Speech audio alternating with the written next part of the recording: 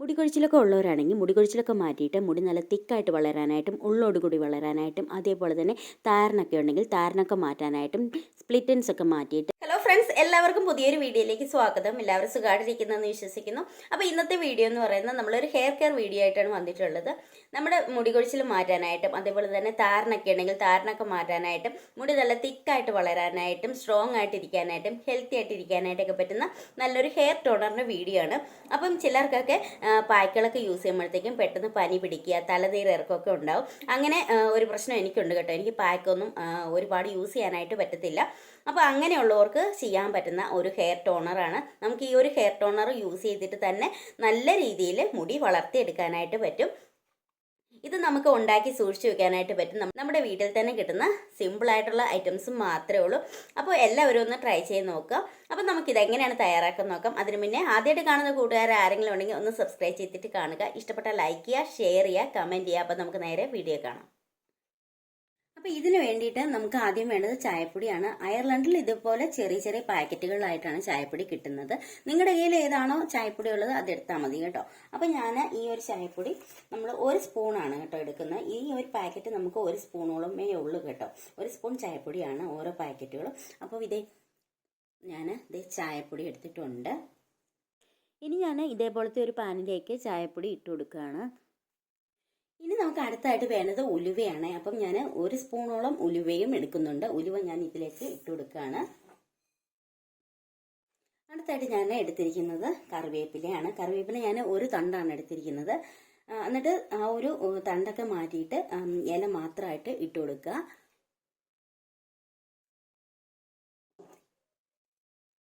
ഇനി നമുക്കിതിലേക്ക് വെള്ളം ഒഴിച്ചു കൊടുക്കാം. ഞാൻ ഇതിലേക്ക് 1.5 കപ്പ് വെള്ളമാണ് ഒഴിച്ചു കൊടുക്കുന്നത്. ഈ 1.5 കപ്പ് നമ്മൾ തിളപ്പിച്ച് 1 കപ്പ് ആകുവോളം തിളപ്പിച്ച് നന്നായിട്ട് വറ്റിച്ചെടുക്കുക. ഇനി ഞാനിത് സ്റ്റൗവിലേക്ക് തിളയ്ക്കാനായിട്ട് വെക്കുവാണ്. ഈ ഒരു ഹെയർ ടോണർ നമ്മൾ ഒരു തവണ യൂസ് ചെയ്യുമ്പോൾ തന്നെ മുടി കൊഴിച്ചിലൊക്കെ നന്നായിട്ട് കുറയ്ക്കാനായിട്ട് ഒരുപാട് ഹെൽപ്പ് ചെയ്യും. അതേപോലെ തന്നെ മുടിക്ക് നന്നായിട്ട് ഉള്ളു വെക്കാനായിട്ട് ഒരുപാട് ഹെൽപ്പ് ചെയ്യും. അപ്പം ഞാൻ ഇത് നന്നായിട്ട് തിളച്ച് വറ്റി കിട്ടിയിട്ടുണ്ട്.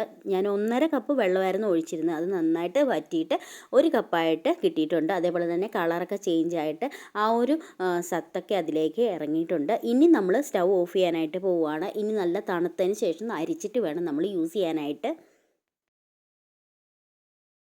ഇതിപ്പോൾ നന്നായിട്ട് തണുത്ത് കിട്ടിയിട്ടുണ്ട്. ഇനി ഞാൻ ഒരരിപ്പ ഉപയോഗിച്ചിട്ട് നന്നായിട്ട് അരിച്ചെടുക്കാനായിട്ട് പോവുകയാണ്. ഇതേപോലത്തെ അരിപ്പ എടുക്കുക, എന്നിട്ട് നന്നായിട്ട് അരിച്ചെടുക്കുക. അപ്പം നമ്മുടെ ഹെയർ ടോണർ ഇവിടെ റെഡി ആയിട്ടുണ്ട്. ഒരുപാട് ഇൻഗ്രീഡിയൻസ് ഒന്നുമില്ല, നമ്മുടെ വീട്ടിൽ തന്നെ കിട്ടുന്ന സിമ്പിളായിട്ടുള്ള ഐറ്റംസ് മാത്രമേ ഉള്ളൂ. അപ്പോൾ എല്ലാവരും ഒന്ന് ട്രൈ ചെയ്ത് നോക്കുക. ഹെയർ പാക്കുകളൊക്കെ യൂസ് ചെയ്യാനായിട്ട് ബുദ്ധിമുട്ടുള്ളവർക്കും ഒട്ടും സമയമില്ലാത്തവർക്കും ഒക്കെ ചെയ്ത് നോക്കാൻ പറ്റുന്ന നല്ലൊരു ഹെയർ ടോണറാണ്. ഒരു തവണ യൂസ് ചെയ്യുമ്പോൾ തന്നെ നല്ല റിസൾട്ട് കിട്ടുന്നതാണ്. അപ്പോൾ ഞാൻ ഇനി ഇത് ഹെയറിൽ അപ്ലൈ ചെയ്ത് കാണിക്കാം. അതേപോലെ തന്നെ ഇത് അപ്ലൈ ചെയ്യാൻ വേണ്ടിയിട്ട് ഈസി ആവാൻ വേണ്ടിയിട്ട് ഞാൻ ഇതേപോലത്തെ ഒരു ബോട്ടിലാണ് എടുക്കുന്നത്. നിങ്ങളുടെ കയ്യിൽ ബോട്ടിലില്ലെങ്കിലും കുഴപ്പമില്ല, കൈ വെച്ചിട്ട് അപ്ലൈ ചെയ്ത് കൊടുത്താലും മതി.